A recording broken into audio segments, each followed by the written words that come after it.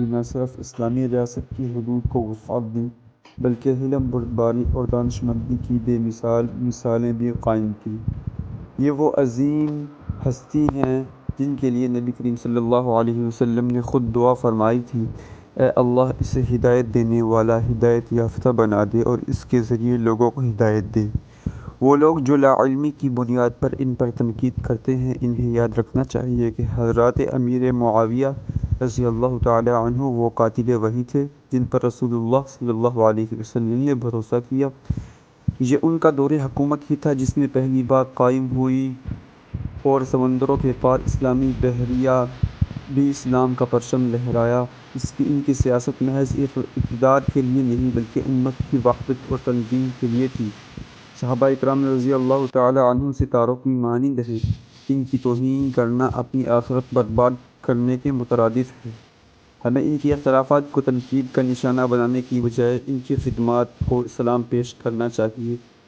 حضرت امیر معاویہ رضی اللہ تعالی عنہ کے ایمان اور دینی غیرت کا ایک مشہور واقعہ تاریخ ریکارڈ جیسے البدایہ والنہار میں ملتا ہے، جو دلوں کو گرما دیتا ہے۔ جب مسلمانوں کے درمیان داخلی سیاسی اختلافات جاری تھے اور جنگ صفین کا موقع تھا، تو رومی شہنشاہ قیصر روم نے اسے مسلمانوں کی داخلی کمزوری سمجھ کر فائدہ اٹھانے کی کوشش کی۔ اس نے حضرت امیر معاویہ رضی اللہ تعالی عنہ کو ہمدردی جتاتے ہوئے ایک خط لکھا۔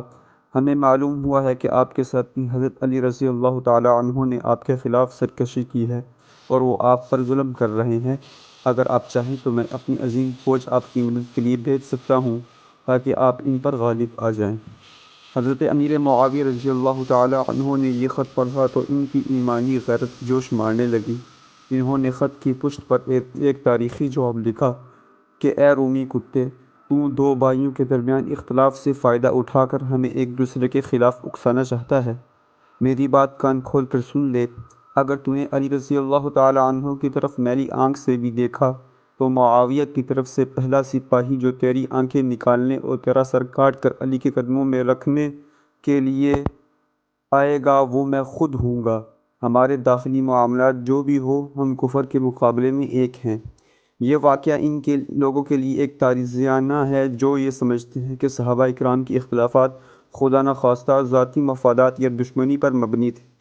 یہ اس بات کا ثبوت ہے کہ حضرت امیر معاویہ رضی اللہ تعالی عنہ کے دل میں حضرت علی رضی اللہ تعالی عنہ کے لیے کتنا احترام تھا اور وہ اسلام کی عظمت کے لیے کتنے غیرت مند تھے۔